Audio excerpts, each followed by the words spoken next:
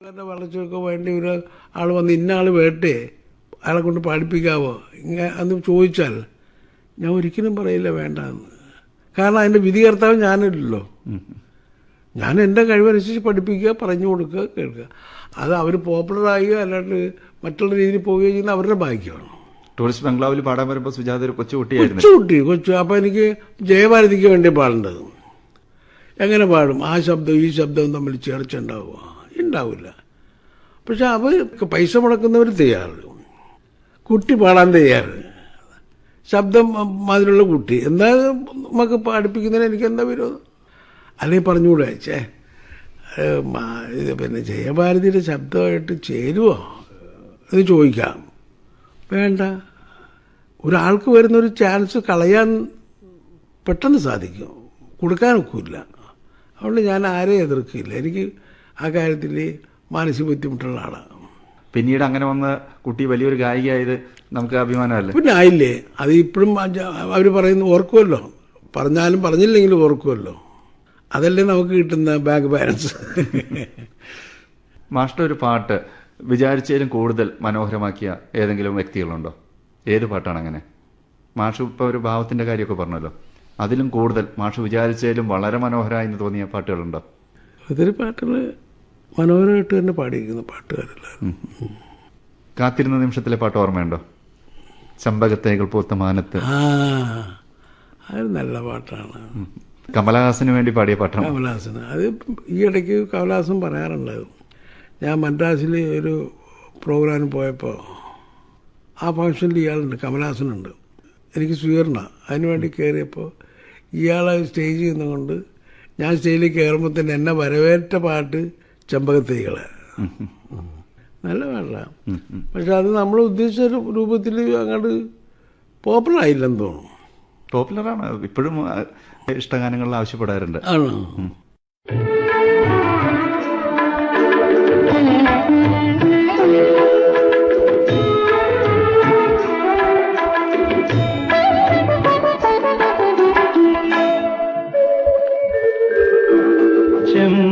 ചെമ്പകത്തൈകൾ പൂത്ത മാനത്ത് പൊന്നമ്പിളി ചുംബനം കൊള്ളാനൊരുങ്ങി.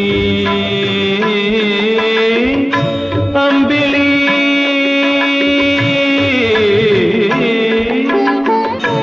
അമ്പിളി പൊന്നമ്പിളി ചുംബനം കൊള്ളാനൊരുങ്ങി. ചുംബനം കൊള്ളാനൊരുങ്ങി. ചെമ്പകത്തൈകൾ പൂത്ത മാനത്ത് പൊന്നമ്പിളി ചുംബനം കൊള്ളാനൊരുങ്ങി. അത്തറിൻ സുഗന്ധവും അത്തറിൻ സുഗന്ധവും പൂശിയൻ മലർച്ചെണ്ടി മുറ്റത്ത് വിടർന്നില്ലല്ലോ. അത്തറിൻ സുഗന്ധവും പൂശിയൻ മലർച്ചെണ്ടി മുറ്റത്ത് വിടർന്നില്ലല്ലോ. വെറ്റില മുറുക്കിയ ചുണ്ടുമായി തത്തക്കിളി ഒപ്പന പാടിയില്ലല്ലോ. ഒപ്പന പാടിയില്ലല്ലോ. ചെമ്പകത്തൈകൾ പൂത്ത മാനത്ത് പൊന്നമ്പിളി ചുംബനം കൊള്ളാനൊരുങ്ങി. ശ്രോതാക്കൾ കേട്ടുകൊണ്ടിരിക്കുന്നത് ഒരിക്കൽ കൂടി ആകാശവാണിയുടെ ശബ്ദശേഖരത്തിൽ നിന്നുള്ള പരിപാടികൾ. ദുഃഖമേ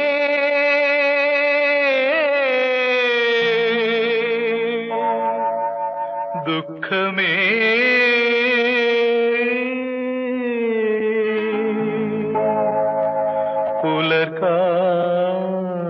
പുലർകാലവന്ദനം.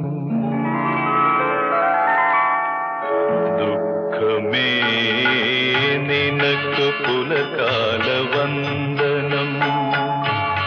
കാലമേ അഭിനന്ദനം. എന്റെ രാജ്യം കീഴടങ്ങി എന്റെ ദൈവത്തെ ഞാൻ വണങ്ങി.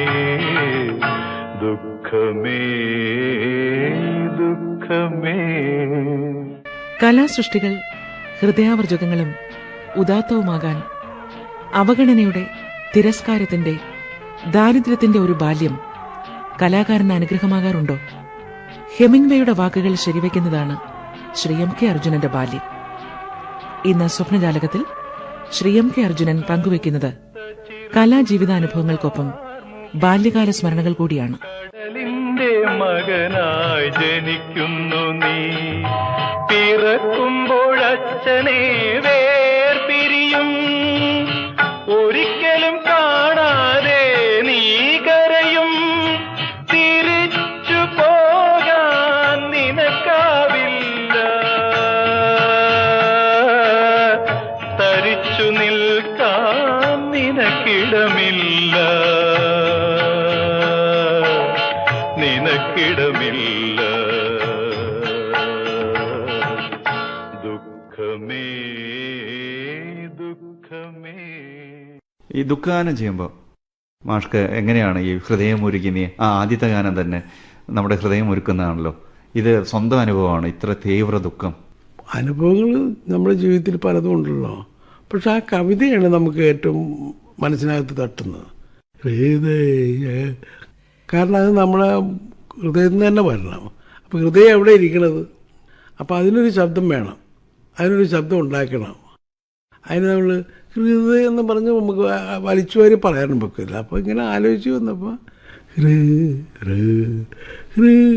ഹൃദയമുരുകി അത് പറ്റില്ല. ഹൃദയ അങ്ങനെ പറഞ്ഞു വന്നപ്പോൾ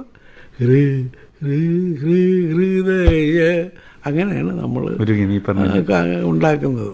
ഹൃദയമുരുകി നീ കരയില്ലെങ്കിൽ കഥനം നിറയുമൊരു കഥ പറയാ, തകരുമെൻ സങ്കൽപ്പത്തിൻ തന്ത്രികൾ മീട്ടി സരള മധുരമൊരു പാട്ടുപാടാം. ഹൃദയമുരുകി നീ കരയില്ലെങ്കിൽ കഥനം നിറയുമൊരു കഥ പറയാ. മാഷ്ടെ ബാല്യം വളരെ കഷ്ടതകൾ നിറഞ്ഞാന്ന് കേട്ടിട്ടുണ്ട്. അതിനെക്കുറിച്ചൊന്ന് ഓർക്കാൻ കഴിയുമോ? ഒരുപക്ഷെ ഇതൊക്കെയായിരിക്കും മാഷ്ടെ ഈ ദുഃഖഗാനങ്ങൾ ഇത്ര മനോഹരമാകുന്നത്. ജീവിതത്തിൽ എൻ്റെ ആദ്യ കാലഘട്ടമൊക്കെ വളരെ ദുഃഖകരമായിരുന്നു. ഞാൻ ജനിച്ചതിന് ശേഷം വളരെയധികം, അതായത് ഞാൻ എൻ്റെ അച്ഛനും അമ്മയ്ക്കും 14ാമത്തെ മകനാണ്. അപ്പോൾ ഒരു കൊച്ചുനാളിൽ തന്നെ പഠിക്കാനും പഠിപ്പിക്കാനും മറ്റ് കാര്യങ്ങൾക്ക് ഒന്നിനും ശക്തിയില്ലാത്തൊരു കാലഘട്ടമാണ്. അപ്പോൾ പ്രായം തന്നെ പറഞ്ഞാൽ തന്നെ ഒരു 7 വയസ്സ് അത്രേ ഉള്ളൂ, 6-7 വയസ്സേ ഉള്ളൂ. ഞാനും 14 മക്കളിൽ ജനിച്ചപ്പോൾ തന്നെ എൻ്റെ ഓർമ്മ വന്ന് കേട്ടപ്പോൾ തന്നെ ഞങ്ങൾ 4 പേരേ ഉള്ളൂ, ബാക്കി 10 ആളും ഇല്ല. അപ്പോൾ അങ്ങനെ ഞങ്ങൾ അനാഥമന്ദിരത്തിൽ പോകുന്നു. പളനി പോയി.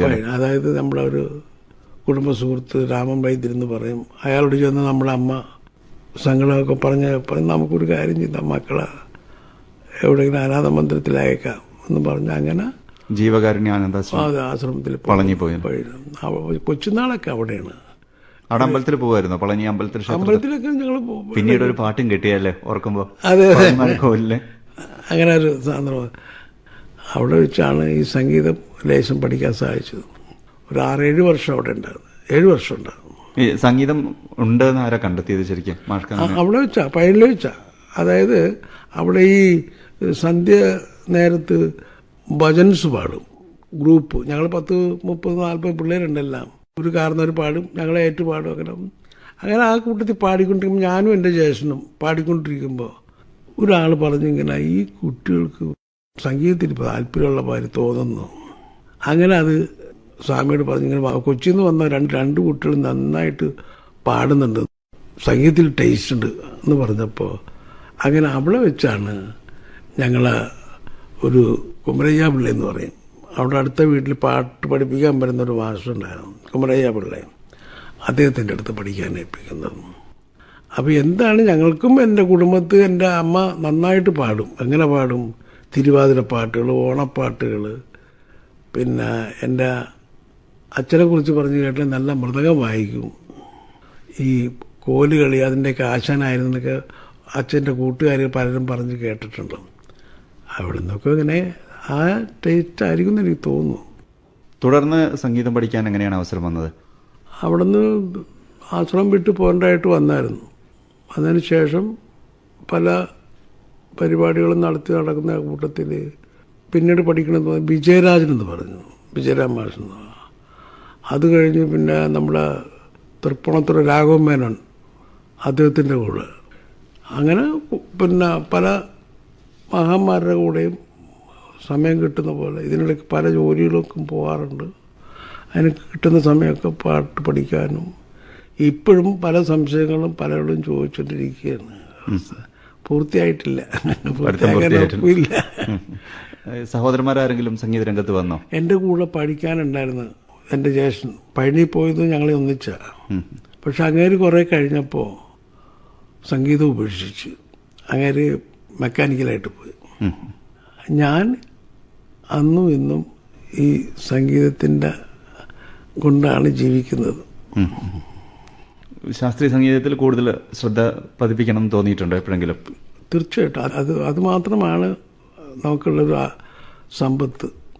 അതിൻ്റെ ബേസ് ഇല്ലെങ്കിൽ ഒന്നും ചെയ്യാനൊക്കില്ല. പിന്നെ അത് കാരണന്മാർ ഒത്തിരി പേര് ഉണ്ടാക്കി വെച്ചിട്ടുണ്ടല്ലോ. ദീക്ഷിതരും മഹാന്മാർ, ത്യാഗരാജസ്വാമികൾ, ശ്യാമശാസ്ത്രിയൊക്കെ ഉണ്ടാക്കി വെച്ചിട്ടുണ്ട്. അവരുണ്ടാക്കിയതൊക്കെ തന്നെ നമ്മൾ അങ്ങോട്ടും ഇങ്ങോട്ടും മറിച്ച് തിരിച്ചൊക്കെ കൊണ്ടുപോകും. അത്രയാണ്. നമ്മളായിട്ടൊന്നും ഉണ്ടാക്കിയിട്ടില്ല. ചെട്ടിക്കുളങ്ങര ഭരണി നാളിൽ ഉത്സവം കണ്ടു നടക്കുമ്പോൾ,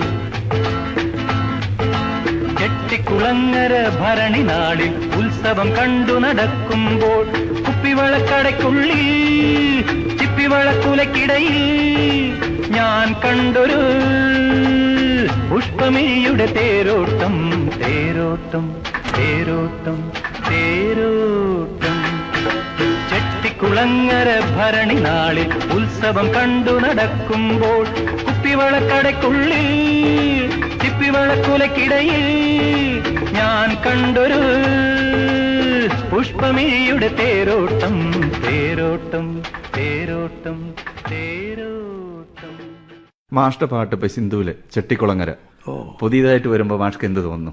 പുതിയതായിട്ട് പുതിയ രൂപത്തില് ഇപ്പൊ വന്നല്ലോ. എനിക്ക് തോന്നുന്നത് വെച്ചാൽ എന്നെ അംഗീകരിച്ചെന്നുള്ളതാണ്. എനിക്ക് കുറെ കൂടി അംഗീകാരം കിട്ടുക എന്നുള്ളതാണ് എന്നെനിക്ക് തോന്നിയിട്ടുള്ളത്. അല്ല, മാഷ്ടെ പാട്ടിനെ വികൃതമാക്കി എന്ന് തോന്നാറുണ്ടോ? അതുണ്ടെങ്കിൽ നമ്മൾ പറഞ്ഞിട്ട് വല്ല കാര്യമുണ്ട്. അവർക്ക് എന്തൊക്കെ തോന്നുന്ന അവർ ചെയ്യുന്നത്. നമ്മളത് ചോദിക്കാനായിട്ട് നമുക്ക് ചോദിച്ചാൽ ഒരു സോറി പറയത്തേ ഉള്ളൂ, പ്രശ്നം തീർന്നതാണ്. അങ്ങനെ ചെയ്യുന്നത് ശരിയാണോ? എന്താ മാഷ്ടെ അഭിപ്രായം? തെറ്റാ. പഴയ പാട്ടുകളെ എടുത്ത് അത് അതിൻ്റെ ആവശ്യമില്ല. കാരണം അതിനേക്കാളൊക്കെ ഭംഗിയായിട്ട് ചെയ്യാൻ പറ്റുന്ന ഒത്തിരി കലാകാരന്മാരുണ്ട്, ഒത്തിരി സംഗീത സംവിധാനം അവർക്ക് ചെയ്യാവുന്നേ ഉള്ളത്. പിന്നെ ഇത് നമ്മളെ ആക്ഷേപിക്കാനാണോ നമ്മളെ പുകഴ്ത്താനാണോ എന്ന് നമുക്കറിയില്ല. എങ്കിലും എനിക്കൊരു